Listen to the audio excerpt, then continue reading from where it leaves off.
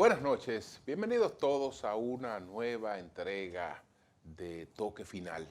Esta es la mejor forma de terminar una semana, abrir la nueva, lo mejor edificado posible sobre los acontecimientos más importantes del país y del mundo. Lamentamos mucho el incidente que se produjo esta semana en Occidental Mall en Santo Domingo Oeste, donde un joven de 35 años de edad que discutió con un guardián, pues resultó muerto.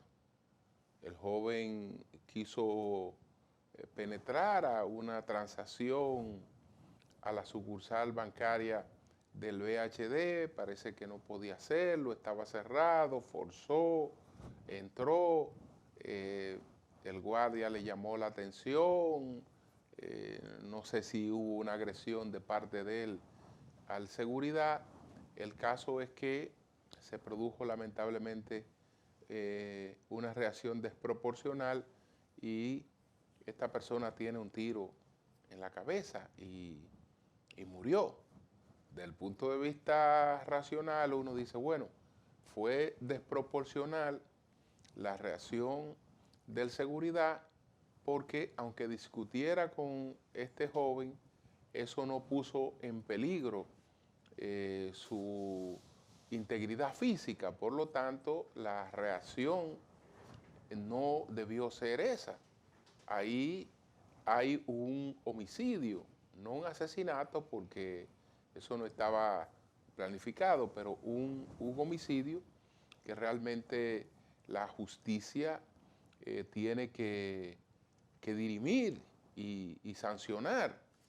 Y entonces a todos tomar en cuenta esta experiencia. Yo sé que uno tiene mucho estrés con estas situaciones de que ahora es complicado cuando uno va a un banco o tiene que, en algunos casos, hacer fila en el sol o ya no puede entrar o tiene que esperar. A veces tú tienes que pagar una tarjeta que si no la paga ese día ya te están corriendo cargas, una serie de cosas. Pero en medio de todo tenemos que tratar de siempre mantener cierta calma. Una persona que está en estas labores de seguridad no va a reaccionar con la, la racionalidad que uno espera. Lamentable esta tragedia. Por otra parte, por otra parte, bueno, según lo que dio a entender Dionis Sánchez, ya Pablo Ulloa ha sido escogido como defensor del pueblo, porque Dionis Sánchez, que es el senador vocero de la Fuerza del Pueblo, estaba apoyando al dirigente de la Fuerza del Pueblo, Henry Merán, para que fuera el defensor del pueblo. Entonces, la mayoría decidió en favor de Ulloa, la mayoría de los miembros de la comisión. Esto, desde luego, tiene que ir ahora al Pleno del Senado, pero no hay razones para que el Pleno no endose esto que ha aprobado la mayoría de los senadores. Decía Diony que la mayoría de los senadores planteaban que Henry Merán era mejor candidato, el mejor candidato. También competía Fidel Santana. No es cierto que Henry Merán para esta posición tenga mejor perfil que Pablo Ulloa. No es cierto tampoco que Fidel tenga mejor perfil que Pablo Ulloa para esa posición. De los tres aspirantes, el que mejor perfil tenía y tiene para defensor del pueblo es Pablo Ulloa. Eh, ¿De qué hace el defensor del pueblo? ¿Cuál es la función? Bueno, defender a los ciudadanos frente a los abusos del poder público. Cuando una gente es víctima de alguna acción que vulnera sus derechos, y eso es una acción que la ha cometido el poder en su contra, ahí entra el defensor del pueblo. Entre otras características, pues además de que conoce como nadie el rol de esta defensoría, Pablo Ulloa fue incluso de los que montó aquí la Defensoría del Pueblo y alcanzó las mejores calificaciones en la evaluación. Es una persona que no está vinculada a ninguna fuerza política, es decir, que no va a usar eso como una tribuna política para hacer politiquería desde ahí. No. Entonces, ojalá que esto sea ratificado como debe ser por la mayoría de los senadores, y siendo así han hecho la mejor elección que podía hacerse para defensor del pueblo. ¿No era bueno Fidel Santana? Sí era bueno Fidel Santana, pero Fidel Santana acaba de salir de un partido político. Se dijo que incluso había salido producto de un pacto con el presidente Abinader y se mencionaba a Leonel Fernández para que lo colocaran como defensor del pueblo, pero era un político que iba a la defensoría del pueblo. Henry Merán es dirigente de la Fuerza del Pueblo, por más capacidad, méritos que los tiene para legislar, que fue un gran legislador, puede desempeñar cualquier función pública, capacidad la tiene, pero es un militante, es un dirigente de un partido político.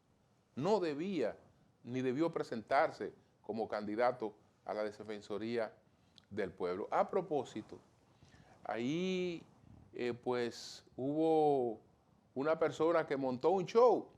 Ahora uno tiene que tener cuidado con estas cosas que parecen payasadas, porque lamentablemente, como en el mundo ha ido triunfando la antipolítica, este tipo de personajes se las arregla para llamar la atención, y lamentablemente el electorado le está prestando atención a este tipo de perfiles, porque ya la gente que plantea la cosa con formalidad, con seriedad, con profundidad, a mucha gente le está interesando poco eso, y entonces le gusta más personajes como este señor ahí, que hizo un bulto ahí, tirando un dinero hacia arriba, parece que cambió 2,000 pesos, lo habrá tirado ahí, pero vamos a verlo un rato, vamos a escuchar qué es lo que plantea este caballero. Desde luego, no fue electo Fidel Santana, y la denuncia que él estaba haciendo era que se había producido una supuesta componenda para escoger a Fidel Santana. Escuchemos al señor Christopher en esta payasada que montó en los alrededores del Congreso. Al Senado. Ya es de fuente segura que el 25% del presupuesto del defensor del pueblo es de Pacheco y su gente. El 12% de la Fuerza del Pueblo y su gente. El 12,5% y el 50% Fidel Santana con su equipo. Por esa razón es que el dinero, el Dios dinero, lo están imponiendo. Nosotros vamos a pedirle a la embajada norteamericana que le suspenda la visa a todos los que violen la Constitución de la República Dominicana. No es posible que el amor al dinero es lo que va a imponerse en la República Dominicana por encima de la Constitución. Nosotros hoy denunciamos públicamente corrupción de dinero. Es problema de dinero lo que hay en la República Dominicana. Es dinero Dinero, es dinero lo que hay en la República Dominicana. Aquí es un asunto de intereses por encima de la Constitución y no es posible. Esto va a ir a organismos internacionales. Y le digo al senador, presidente del Senado de Estrella, a Pacheco, que si osan por encima de lo que dice el debido proceso de la Constitución, establecer el defensor del pueblo, el mismo pueblo, la Constitución, organismos internacionales le van a hacer lo que le hicieron a Joaquín Balaguer aquí, que declararon que no era correcta, que era inapropiada y que no era legítima las elecciones que tuvo Joaquín Balaguer. Bueno, figuras como esta, figuras como la del diputado Botello, llaman la atención más allá de lo que uno desearía. Y la gente a veces se fija en ese tipo de cosas y termina, pues, para rechazar a los políticos.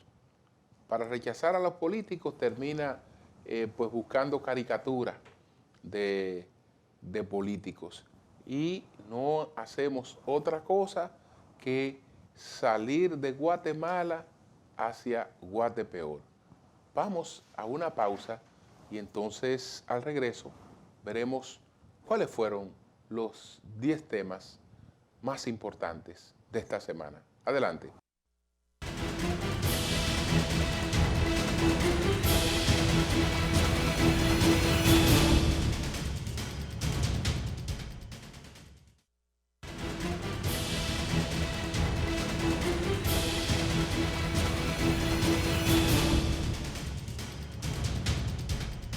Desde luego que entre los temas estará la situación de Nicaragua, lo que ha pasado en Nicaragua. Hay 3 candidatos opositores que han sido inhabilitados. La principal de esas candidatas está, pues, con prisión domiciliaria, porque el gobierno se ha inventado una serie de cosas para quitarse del medio a todo el que le pueda hacer sombra al señor Daniel Ortega y a su esposa, que van tras una 4ª reelección. Ese país, que se llama Nicaragua, levantó una revolución para salir de una dictadura y penosamente con el tiempo ha caído en un nepotismo ridículo, sin ningún sentido, como el que encabeza el señor Daniel Ortega. La OEA, pues, pudiera reunirse la semana próxima para suspender a Nicaragua por lo que ha sido la alteración al orden democrático que están representando estas medidas del gobierno de Ortega, porque hay quienes dicen que no se le llame sandinista, sino orteguista a ese desastre similar al de Venezuela. Entonces, dice Luis Almagro en una carta que le manda al presidente de la OEA, el que está como en función del presidente de la OEA, el gobierno de Nicaragua se ha embarcado en los últimos días en una arremetida sin precedentes contra líderes opositores, precandidatos a cargo de elección pública y líderes sociales y empresariales, encarcelándolos sin ninguna garantía en sus derechos ni procesos judiciales.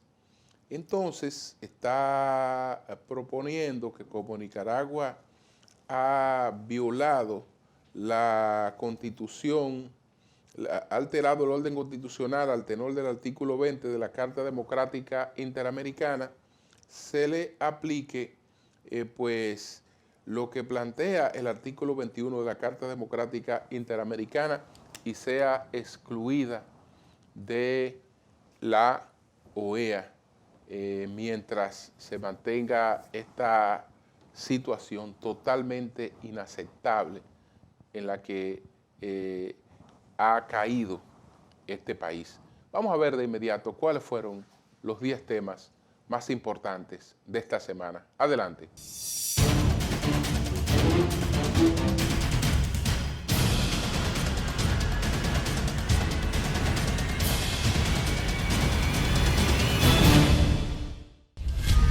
El pasado domingo 23 de mayo trascendió la información de fallos en el servicio de luces de la pista de aterrizaje del Aeropuerto Internacional de las Américas, José Francisco Peña Gómez, evento que comprometió el aterrizaje de decenas de vuelos y causó pérdidas estimadas de 30 millones de pesos.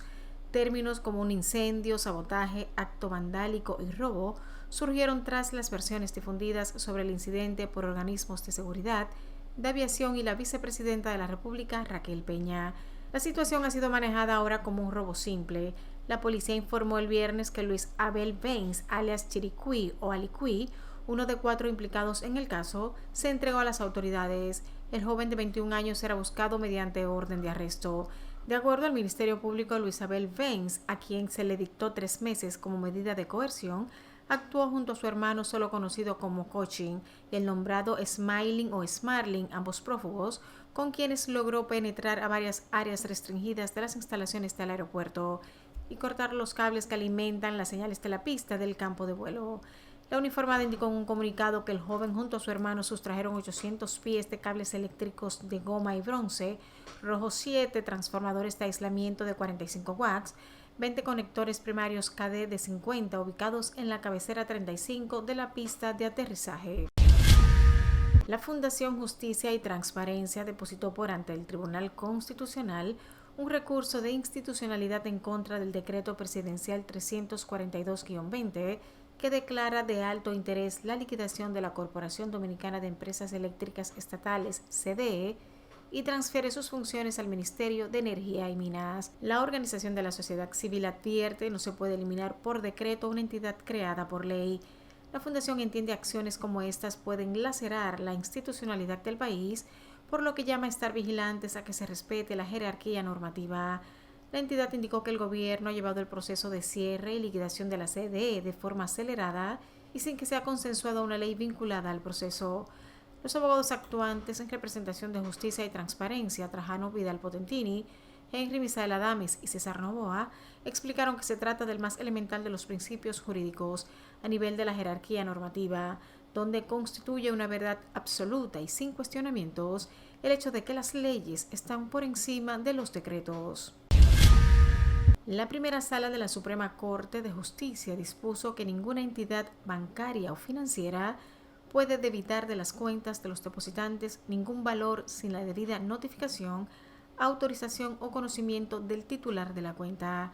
La apreciación del tribunal se produce tras el conocimiento de un recurso de casación interpuesto en contra de una entidad bancaria demandada en devolución de valores y reparación de daños y perjuicios. La Suprema estableció que esa acción ilegítima constituye violación de derechos y podría derivar en demandas por responsabilidad civil. En tanto, la Superintendencia de Bancos explicó que las entidades de intermediación financiera no pueden realizar débitos a una cuenta si su titular no los ha autorizado. Agregó que en caso de que una entidad no observe estos criterios y realice retiros de fondos sin la autorización del titular de la cuenta, es decir, en ausencia de una autorización contractual previa, el usuario tiene el derecho a interponer una reclamación y exigir la devolución de los fondos retirados. Agrega que si la entidad no responde satisfactoriamente, el usuario debe elevar su reclamo a la Superintendencia de Bancos a través de ProUsuario. El Consejo Nacional de Educación aprobó el pasado martes las pautas pedagógicas para la conclusión del año escolar 2020-2021, contenidas en la resolución que establece la culminación de ese periodo. El órgano rector del Sistema Educativo Dominicano aprobó también la resolución que cancela la aplicación de las pruebas nacionales correspondientes al presente año escolar y ordena la entrega de la certificación correspondiente a los estudiantes del nivel secundario en todas sus modalidades y del nivel básico y medio del subsistema de educación de personas jóvenes y adultas. El ministro Roberto Fulcar informó que se aprobó la resolución debido a las condiciones contextuales de pandemia que vive la República Dominicana. En segundo lugar, también se ha conocido el proyecto correspondiente a la aprobación del Plan Estratégico Institucional del Ministerio de Educación. En la reunión llevada a cabo de manera presencial y virtual, en la que participó una amplia mayoría de sus miembros, el Consejo Nacional de Educación suscribió mediante resolución el Plan de Desarrollo Institucional del Ministerio de Educación para el periodo 2020-2021, que orientará los propósitos estratégicos, los ámbitos, los planes, proyectos, parámetros e indicadores de la educación preuniversitaria de la República Dominicana hasta el año 2024. La sobrepoblación de los hospitales dominicanos con pacientes contagiados con coronavirus, muchos en estado de gravedad, el aumento en la positividad y la circulación de nuevas variantes del COVID-19 obligaron al gobierno a prorrogar por otra semana un toque de queda que empieza a las 6 de la tarde en 25 provincias. Mediante el decreto 349-21, el Poder Ejecutivo dispuso que perduren hasta el miércoles 16 de junio los mismos horarios establecidos previamente y cuya vigencia vencía el pasado miércoles 9 de junio. Con la orden ejecutiva continuarán bajo toque de queda desde las 6 de la tarde hasta las 5 de la mañana de lunes a viernes el Gran Santo Domingo y 24 provincias. Para el sábado y el domingo la restricción empieza a las 3 de la tarde y termina a las 5 de la mañana. Mientras los centros hospitalarios del Gran Santo Domingo continúan registrando una alta ocupación de pacientes con coronavirus. Los 6 hospitales de la red pública destinados al COVID-19 reportaron una ocupación en cuidados intensivos, UCI, por encima del 75%. Esta demarcación acumula el 47% de los nuevos contagios registrados en el país en los últimos 6 días. Los hospitales Félix María Goico y Rodolfo de la Cruz Lora, que cuentan con 7 y 4 camas UCI respectivamente, no tienen disponibilidad. De igual forma, 3 de los 5 que cuentan con camas de ingreso están llenos en su totalidad. El Marcelino Vélez tiene ocupadas sus 75 camas, el Moscoso Puello las 23 que habilitó y el Félix María Goico las 7 que había dispuesto. La crisis sanitaria que vive República Dominicana con el rebrote del COVID-19 está presionando al alza la demanda de oxígeno, un gas vital en el tratamiento de los pacientes con la referida enfermedad, pero que empieza a escasear en el país. Varios importadores y distribuidores consultados hablan de las dificultades que están teniendo para poder cumplir con los pedidos de sus clientes en los últimos 2 meses, aunque la situación parece empeorar en las últimas 2 semanas. El Banco Mundial prevé que este año la economía global se expandirá un 5.6%, el ritmo posterior a una recesión más acelerada en 80 años. En su informe de perspectivas económicas mundiales publicado el pasado 8 de junio, explicó que el efecto se deberá en gran medida al fuerte repunte de algunas de las principales economías. De acuerdo con la organización multinacional, a pesar de la reactivación, al cierre de 2021 la producción mundial será aproximadamente un 2% inferior a lo que se proyectaba antes de la pandemia de COVID-19. En el 2022 no se revertirán las pérdidas de ingresos per cápita para casi 2/3 de los mercados emergentes y economías en desarrollo. Los mercados emergentes y las economías en desarrollo en conjunto se expandirían un 6% este año, impulsados por una mayor demanda y precios altos de los productos básicos. Después de un cierre de año negativo de menos 6.7% de su Producto Interno Bruto, PIB, del 2020, la economía de República Dominicana alcanzará un crecimiento de 4.8% este 2021 y de 4.5% en 2022, muy por encima del crecimiento proyectado para la región en 3.7% para este año y de gran parte de los países latinoamericanos. El Banco Mundial anticipa que las economías de ingreso bajo se expandirán un 2.9% en 2021, antes de repuntar hasta un 4.7% en 2022. El nivel de producción del grupo en 2022 sería un 4.9% menor en comparación con lo proyectado antes de la pandemia. En lo que respecta a América Latina y el Caribe, se espera que la actividad económica regional crezca un 5.2% en 2021 y un 2.9% en 2022. El ex procurador general de la República, Jean Alain Rodríguez, denunció que el principal imputado en el caso de sobornos de Odebrecht, Ángel Rondón, quiere asesinarlo. El funcionario del pasado gobierno pide la intervención del presidente de la República, Luis Abinader, a quien envió una misiva para exponer su denuncia. En la carta que fue recibida el 7 de junio en el Departamento de Correspondencia de la Presidencia, Jean Alain Rodríguez denuncia además que el exministro de Obras Públicas, Víctor Díaz Rúa, también imputado en el caso Odebrecht, amenazó con agredirlo.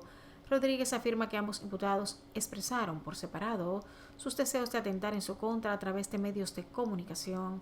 Sobre Ángel Rondón dijo que el 26 de mayo, de forma pública, clara y abierta, durante el programa Acento TV, este expresó su deseo de asesinarlo, solo limitando la ejecución del acto a no tener instinto criminal, mientras que el ex procurador afirma que el 8 de febrero de este año, frente a numerosos periodistas, expresó su intención de agresión física en cualquier momento próximo, refiriéndose a declaraciones que hiciera Víctor Díaz Rúa. Los jueces que componen el primer tribunal colegiado del Distrito Judicial de Santiago condenaron la noche del pasado martes a 12 años de prisión a Kelvin Francisco Núñez Morel, payaso Kanki, encontrado culpable de abusar sexualmente de un menor de edad, aunque eran 3 los querellantes. El tribunal también impuso una multa de 200.000 y el pago de una indemnización de 2 millones de pesos a las víctimas. El Ministerio Público y los abogados de los querellantes pedían al tribunal 20 años contra Núñez Morel por las imputaciones de violación, abuso y agresión sexual contra los jóvenes cuando eran menores de edad. El payaso Kanki fue apresado luego de que las víctimas hicieron la denuncia en un reportaje televisivo donde denunciaron los abusos sexuales por parte de Núñez Morel. Kanki cumplirá la pena en el Centro de Corrección y Rehabilitación Rafael Hombres, ubicado en Santiago. Agentes de la policía de Haití dispersaron a tiros a una multitud de ciudadanos de esa nación que intentaba penetrar al territorio dominicano por el río Masacre en Juana Méndez en protesta por el cierre del mercado binacional de Dajabón. En la fílmica se observa a los manifestantes respondiendo a pedradas a los efectivos policiales. Otros corren por sus vidas y se cubren debajo de motocicletas de 3 ruedas. La protesta la encabezaron ciudadanos haitianos que participan en el intercambio comercial que se desarrolla en esa provincia fronteriza los lunes, miércoles y viernes. Los manifestantes advirtieron que no permitirán la entrada de mercancías dominicanas a su territorio mientras permanezca cerrado el mercado. Las instalaciones del mercado de Dajabón fueron cerradas en el lado dominicano de forma temporal para evitar la propagación del coronavirus en el país. Recientemente Haití fue declarado en estado de emergencia fruto de un brote de COVID-19. Finalmente, el candidato izquierdista Pedro Castillo seguía liderando los comicios presidenciales de Perú por menos de medio punto sobre Keiko Fujimori, quien interpuso acciones jurídicas para anular 500.000 de votos por supuestas irregularidades. Según la Oficina Nacional de Procesos Electorales, OMPE, con el 99% de las boletas contabilizadas, Castillo sumaba 50.2% y el aspirante de derecha 49.8%, una diferencia de más de 73.000 sufragios. Por su parte, Fujimori pidió el pasado miércoles al órgano electoral de Perú que anule 200.000 votos del balotaje del domingo, que favorece por estrecho margen a su rival izquierdista Pedro Castillo, y espera la revisión de otras actas que ponen en juego 500.000 de sufragios. Si Fujimori pierde, sumaría su tercera derrota. Se postuló sin éxito en 2011 y 2016. En tanto, Pedro Castillo, nacido en Cajamarca, en la Sierra Norte de Perú, se postuló por Perú Libre, que se define como un partido de izquierda marxista. Es rondero, miembro de las Rondas Campesinas, unas organizaciones comunales de defensa, profesor de enseñanza primaria desde 1995, con un magíster en psicología educativa y un importante líder magisterial.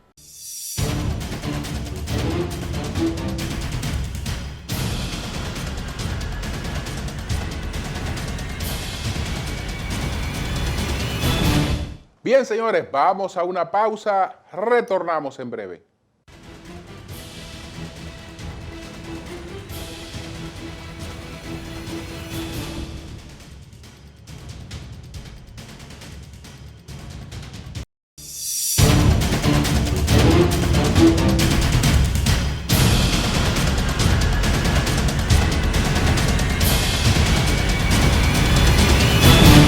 En el mes de abril, el informe de ejecución presupuestaria de la Dirección General de Presupuesto establece que hubo que disponer de 4.500 y tantos millones de pesos para el subsidio del sector eléctrico.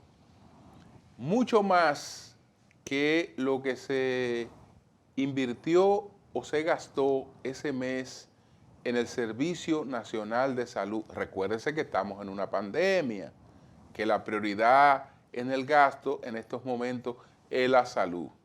Siendo la prioridad en el gasto la salud, la incompetencia en el sector eléctrico le ha ganado la partida en términos de los aportes que tiene que hacer el gobierno para subsidiar la ineficiencia de las EDES.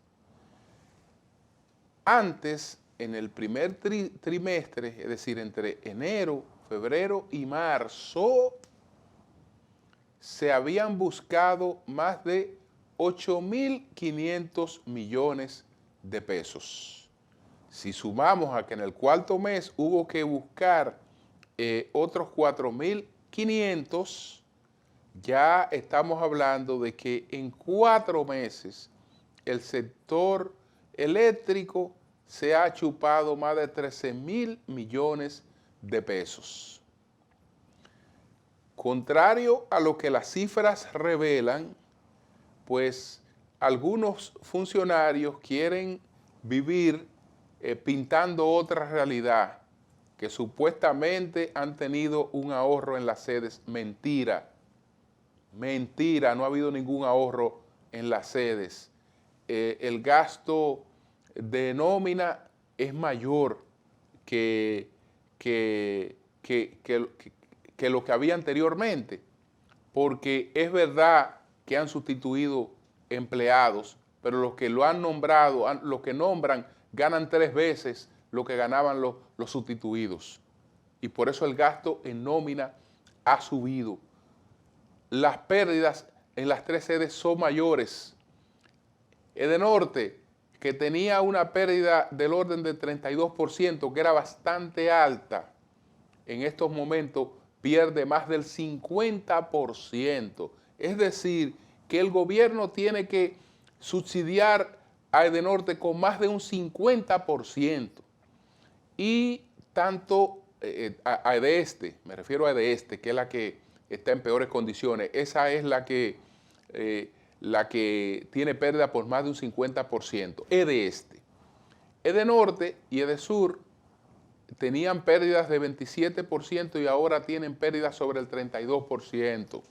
Las dos tienen mayor cantidad de pérdida y una ineficiencia mucho mayor en todos los niveles, porque se ha improvisado con este sector, tomando una serie de medidas que la verdad es que no han comunicado ningún tipo de eficiencia y pues han dejado a estas sedes en manos de personas que no conocen realmente lo que tienen entre manos.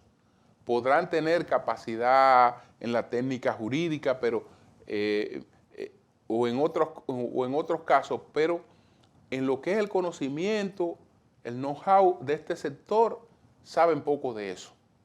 Y por eso el gobierno lo que va a hacer, pues en las próximas semanas, es pues tratar de buscar una alianza público-privada para tercerizar la administración de las sedes, es decir, poner en manos privadas las sedes. Ustedes vieron que el que nombraron como gerente de este renunció, tuvo que renunciar, porque la situación era desastrosa. Entonces, en medio de esto hay mucha confusión. No puede hablarse de que vamos a hacer una reforma fiscal cuando hay un barril sin fondo, que es el de las pérdidas de las sedes. No se ha hecho nada para seguir invirtiendo en la reducción de esas pérdidas, porque la reducción de esas pérdidas conlleva un gran nivel de inversión en los cambios que hay que hacer en las líneas de transmisión, los cambios que hay que hacer también para que una mayor cantidad de personas que reciben la energía la paguen. Todo eso conlleva inversiones que no se han hecho ni se están haciendo. En resumen, no era una delicia la situación del sector eléctrico, porque esta es una crisis vieja. No era que estas empresas estaban boyando en la eficiencia, venían en un proceso de recuperación, pero en estos 10 meses lo único que ha habido es un retroceso en la situación financiera de esas empresas, y los números que no engañan, que son los de lo que se gasta mensualmente, lo que el gobierno tiene que destinar, pues ya sabemos que lo único que hace es que ha estado creciendo. Ojalá que encontremos el camino. Ojalá que encontremos el camino. Ahí hay un pacto eléctrico que señala las cosas que hay que hacer, con las que hay que cumplir para enfrentar ese problema. Entonces, en vez de empezar a trabajar ese pacto eléctrico por los disensos, como es el caso de la CDE, cuya eliminación no es un consenso del pacto eléctrico, sino un disenso, entonces lo que deberíamos estar hablando es de cumplir los puntos de consenso de ese pacto para podernos poner en una situación que haga avanzar ese sector que ha sido históricamente un gran dolor de cabeza. Y pese a todos los progresos que habíamos tenido, porque esta administración encontró un parque de energía renovado, lo que quiere decir que en vez de combustibles fósiles de una alta emisión de gases de efecto invernadero y de un alto costo, pasamos a combustible fósil, pero de menos impacto y de menos costo.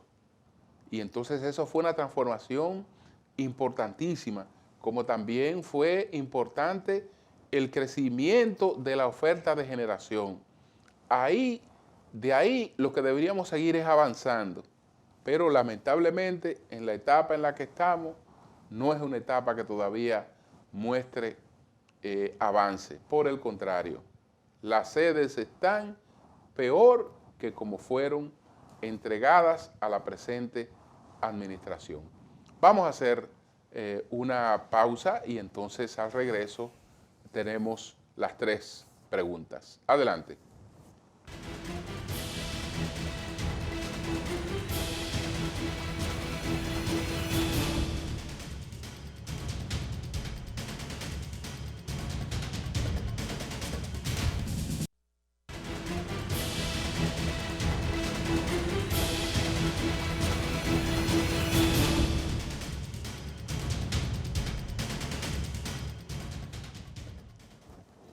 Bueno, el regidor de La Vega, Leonte Torres, se hizo viral porque él dijo que si una persona tenía una gestión de un negocio, él no afectaba lo que tenía que ver con los ingresos que pertenecían al ayuntamiento y a los municipios, pero que si de los beneficios que la persona iba a alcanzar en el negocio que quería que la aprobaran, le hacía un regalo, él lo aceptaba de 1000 amores.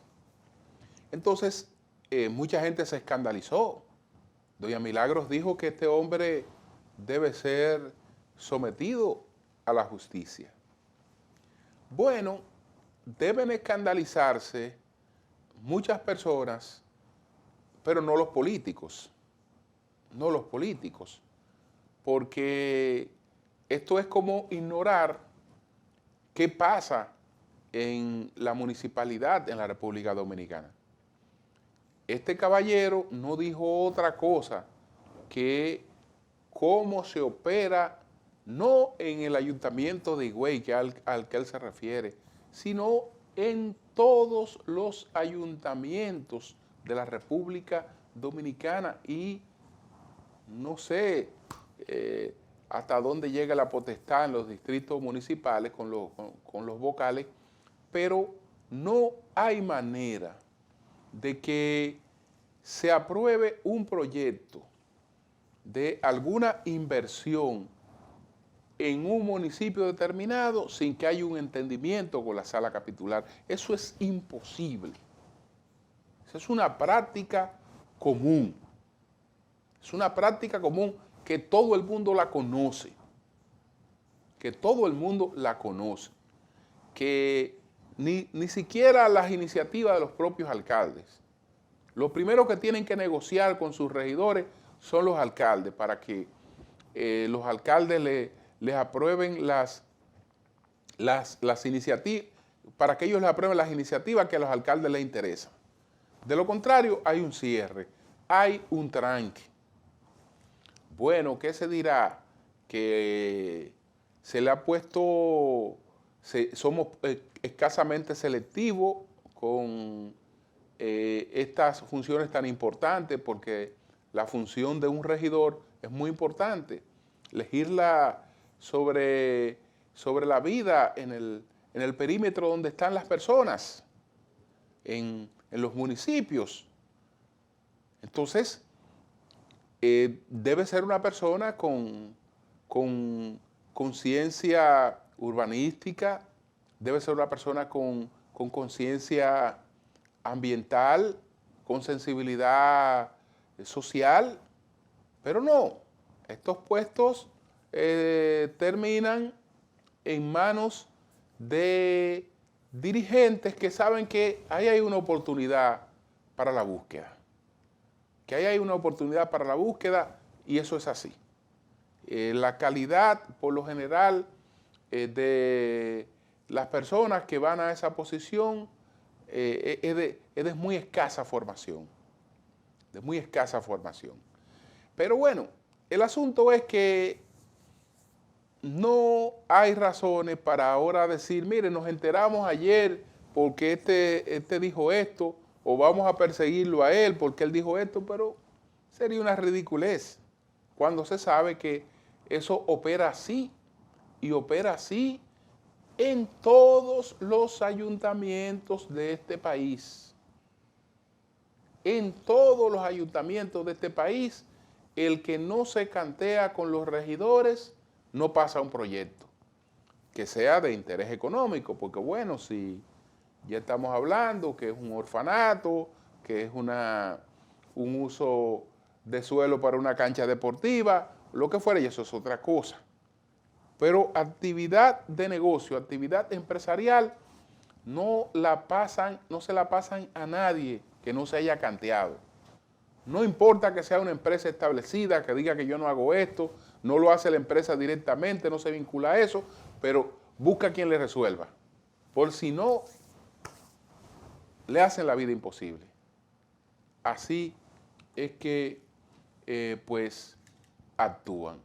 Entonces, señores, vamos a una pausa, retornamos en breve.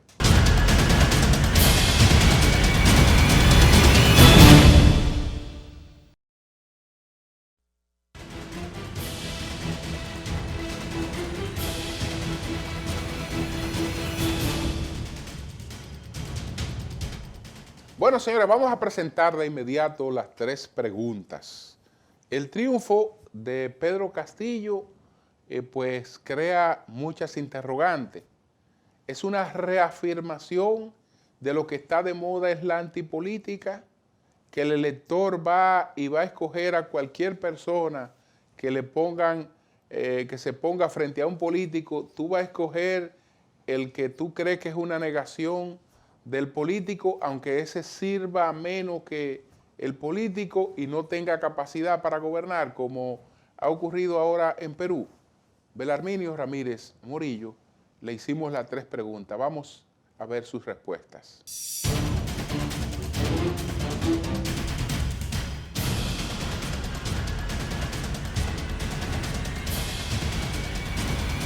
¿Qué significa la elección de un candidato en Perú sin experiencia administrativa y con evidente incapacidad para dirigir los destinos de una nación? Todo parece indicar que el electo será Pedro Castillo, un candidato sin experiencia en lo público, sin experiencia de Estado, con evidente incapacidad para dirigir una nación en un momento de colapso de la economía. El proceso electoral de Perú se debatió entre 2 candidatos populistas, uno de extrema izquierda, que es Pedro Castillo, quien abraza el socialismo democrático del siglo XXI, y una de extrema derecha, que es Keiko Fujimori, que abraza el proceso liberal. En Perú tenían dos opciones: votaban con el corazón o votaban por el cerebro. Si los peruanos se dejaban llevar del cerebro, si pensaban objetiva y fríamente en lo que más le convenía, hubiese ganado Keiko Fujimori. Si se dejaban llevar por el corazón, por la humildad, por la sencillez de Pedro Castillo, un hombre que viene de los estratos más bajos de Perú, entonces le favorecían con el voto.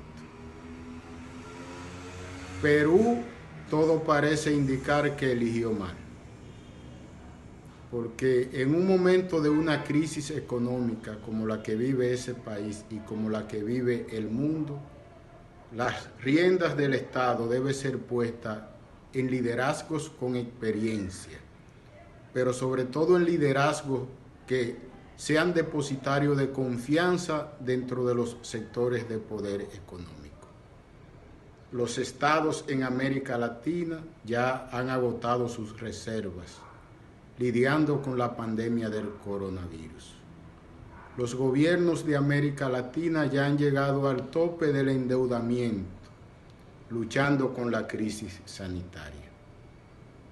La recomposición económica de los pueblos de América Latina va a depender ahora de la inversión que hagan los empresarios, los inversionistas extranjeros, del clima de confianza que inspiren los líderes gobernantes en los agentes de la economía.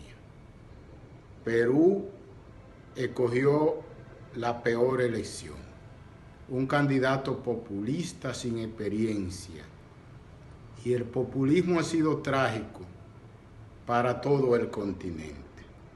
Y ahí está el caso de lo que pasó con Hugo Chávez en Venezuela. La situación de Perú es muy complicada. Ese liderazgo de Pedro Castillo no inspira la confianza para la inversión y al mismo tiempo carece de experiencia para guiar una nación en un momento en que la economía ha colapsado, en que el turismo está en el suelo y el aparato productivo en sentido amplio de la palabra. ¿Qué piensa de lo que está ocurriendo en Nicaragua, donde se va a unas elecciones después de haber inhabilitado a la principal oponente y otras candidaturas opositoras? Esos liderazgos, cuando la voluntad popular se pone en su contra, todos tienen una conducta en común, y es que dan un giro hacia el autoritarismo, hacia la dictadura. Lo que se cuece hoy en Nicaragua es una dictadura donde se le inhabilita a los adversarios para que puedan participar en las elecciones. El régimen de Nicaragua de Daniel Ortega tiene mucho en común con el régimen de Nicolás Maduro en Venezuela. La democracia en América Latina pasa por un momento muy difícil. Y según los indicadores económicos de la CEPAL y del Banco Mundial, uno de los retos más grandes que habrá en el continente es la gobernanza en los años próximos. Porque la crisis del coronavirus va a traer ya trajo una crisis económica que pronto se va a traducir en crisis social. Y la crisis social trae crisis política. Lo que tenemos en Nicaragua ya es una crisis política. Y eso mismo pudiera suceder pronto en el hermano pueblo de Perú, luego de un proceso electoral reñido, donde todo parece indicar que el electo será un liderazgo sin experiencia y que carece de confianza en los sectores de más poder económico. ¿Ve espacio en la República Dominicana para el triunfo electoral de una representación de la antipolítica? La República Dominicana es uno de los países de América Latina con un sistema de partidos más sólido. La República Dominicana históricamente se ha caracterizado por tener un nivel de participación electoral por encima de la media en América Latina. En República Dominicana todavía no se percibe que pueda producirse un fenómeno de antipolítica o de antipartidos que pueda llegar al poder. En el pasado proceso electoral quedó un bipartidismo sólido, muy definido, que es el PRM y el Partido de la Liberación Dominicana. Afortunadamente, todavía el sistema de partido dominicano es fuerte y eso trae confianza, eso fortalece la institucionalidad democrática y eso pone a la democracia en una perspectiva de menor riesgo que varios de los países del continente.